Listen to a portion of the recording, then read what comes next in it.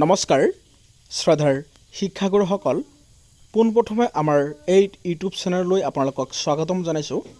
ছাত্ৰসকল আমাৰ এই চেনেলৰ জৰিয়তে ধাৰাবাহিকভাৱে শিক্ষকৰ লগত জড়িত হৈ থকা বিভিন্ন সমস্যাসমূহৰ বিষয়ে ভিডিঅ'সমূহ পাই থাকে। বলক আজি দেৰি নকৰি ভিডিঅ'টো আগবাঢ়ো।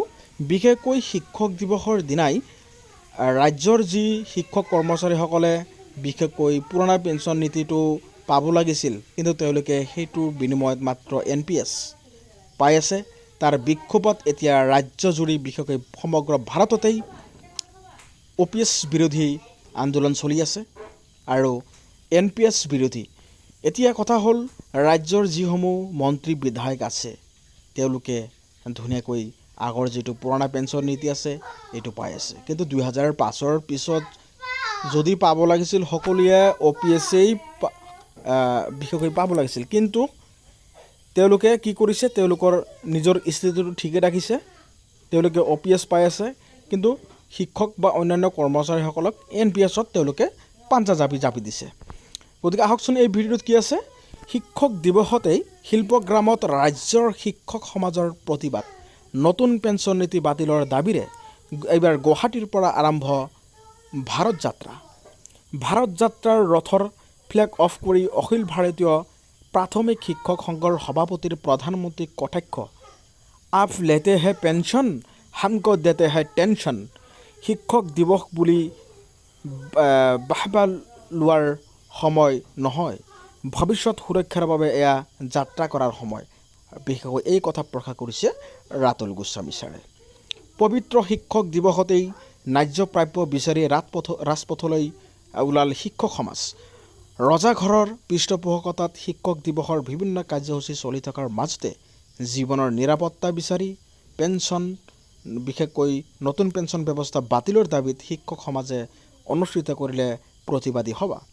সমান্তৰালভাৱে দিল্লী কপোৱাৰ অংগীকাৰেৰে পবিত্ৰ শিক্ষক দিৱসৰ দিনটোত গুৱাহাটীৰ পৰা শিক্ষক সমাজে আৰম্ভ কৰিছে এই ভাৰত যাত্ৰা।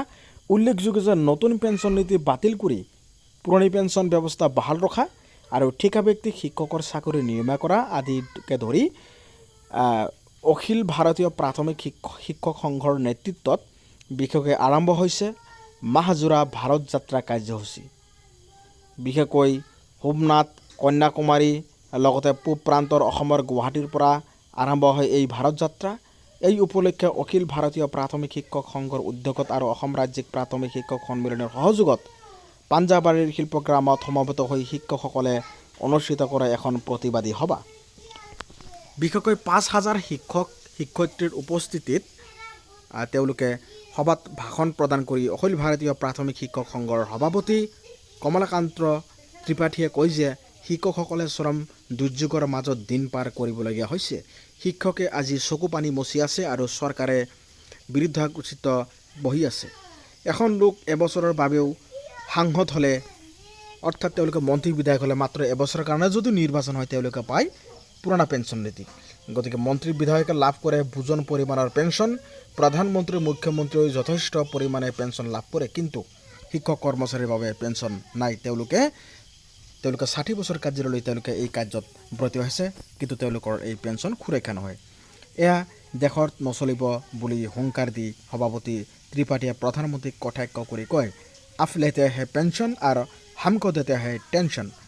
কেন্দ্ৰীয় আৰু ৰাজ্য চৰকাৰে গ্ৰহণ কৰা পেঞ্চন ব্যৱস্থাক তীব্ৰ সমালোচনা কৰি অসম ৰাজ্যিক শিক্ষক সন্মিলনৰ সভাপতি অখিল চন্দ্ৰ নাথে নতুন পেঞ্চন ব্যৱস্থা বাতিল কৰি পুৰণি পেঞ্চন ব্যৱস্থা প্ৰৱৰ্তন কৰিবলৈ কেন্দ্ৰ আৰু ৰাজ্য চৰকাৰক 3 মাহ সময় প্ৰদান কৰে। লগতে সভাপতি নাথে ঠিকাভিত্তিক শিক্ষকসকলৰ চাকৰি বিনা চৰ্তে নিয়মীয়াকৰণ কৰিবলৈ চৰকাৰক দাবী জনায়। বিভিন্ন প্ৰান্তৰৰ পৰা অহা শিক্ষক সমাজক সম্বোধন কৰি অসম ৰাজ্যিক প্ৰাথমিক শিক্ষক সন্মিলনৰ প্ৰধান সম্পাদক ৰাতুল চন্দ্ৰ গোস্বামীয়ে কয় যে আমি চৰম নিৰাপত্তাহীনতাত ভুগিছোঁ। আমাৰ সুৰক্ষিত ভৱিষ্যত নাইকিয়া হৈ পৰিছে। আমি ব্যক্তিগত কোম্পানীৰ ওচৰত বন্ধকীত গৈছোঁ।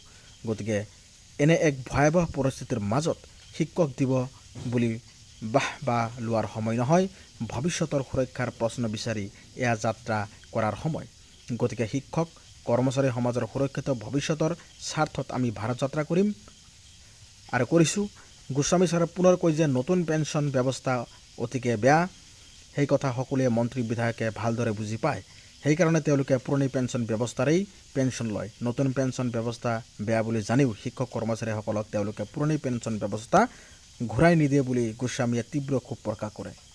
এনে প্ৰতিবাদী সভাৰ পিছতে সমবেত শিক্ষকসকলে NPS বাতিল কৰক, পুৰণি পেঞ্চন ব্যৱস্থা আমাক লাগিবই আদি শ্লোগানেৰে পৰিৱেশ উত্তাল কৰি তোলে। শিক্ষকসকলৰ প্ৰতিবাদী শ্লোগানৰ মাজতে অসমৰ পৰা আৰম্ভ হোৱা ভাৰত যাত্ৰাৰ ৰথৰ ফ্লেগ অফ কৰে অখিল ভাৰতীয় শিক্ষক সংঘৰ সভাপতি কমলাকান্ত ত্ৰিপাঠীয়ে। ইয়াৰ পিছত গুৱাহাটী শিল্পগ্ৰামৰ পৰা এই ভাৰত যাত্ৰাৰ ৰথ মৰিগাঁও, নগাঁও, কলিয়াবৰ, বোকাখাত হৈ যোৰহাটলৈ অগ্ৰসৰ হয় আৰু আগত দিনসমূহত গুৱাহাটী, বিশেষকৈ যোৰহাট, শিৱসাগৰ, বিশ্বনাথ, নলবাৰী, কোকৰাঝাৰ হৈ যাত্ৰাৰ ৰথ পশ্চিমবংগ, উৰিষ্যা, ঝাৰখণ্ড, বিহাৰ, উত্তৰ প্ৰদেশ হৈ 5 অক্টোবৰত নতুন দিল্লীত উপস্থিত হ'ব। তাতে বিশ্বৰ ভালেকেইখন দেশৰ শিক্ষক সংগঠনৰ প্ৰতিনিধি আৰু এডুকেশ্যন ইণ্টাৰনেশ্যনেলছ নেতৃত্বৰ উপস্থিতিত পুৰণি পেঞ্চন ব্যৱস্থা বাহাল ৰখাৰ দাবীত এক প্ৰতিবাদী সভা অনুষ্ঠিত কৰিব বুলি দেশৰ প্ৰাথমিক শিক্ষক সমাজে তেওঁলোকে তাতে ঘোষণা কৰে। গতিকে এইটো খুবেই শিক্ষক বা অন্যান্য কৰ্মচাৰীসকলৰ কাৰণে খুবেই গুৰুত্বপূৰ্ণ ভিডিঅ', কিয়নো পুৰণি পেঞ্চন ব্যৱস্থা সকলো শিক্ষকৰ কাৰণে অতি খুবেই জৰুৰী। কিয়নো মন্ত্ৰী বিধায়কে তেওঁলোকে পুৰণি পেঞ্চন ব্যৱস্থা লৈ আছে বৰ্তমানো, আৰু এই শিক্ষকসকলক তেওঁলোকে নতুন যিটো NPS আছে সেই NPSৰ ব্যৱস্থাটো জাপি দিছে। গতিকে কোনো পধ্যে সহ্য কৰা নহ'ব। এইখিনি আছিল ভিডিঅ'টোৰ মূল উদ্দেশ্য। আশা কৰোঁ আপোনালোকে আমাৰ এই চেনেলটো ছাবস্ক্ৰাইব কৰিব। ধন্যবাদ।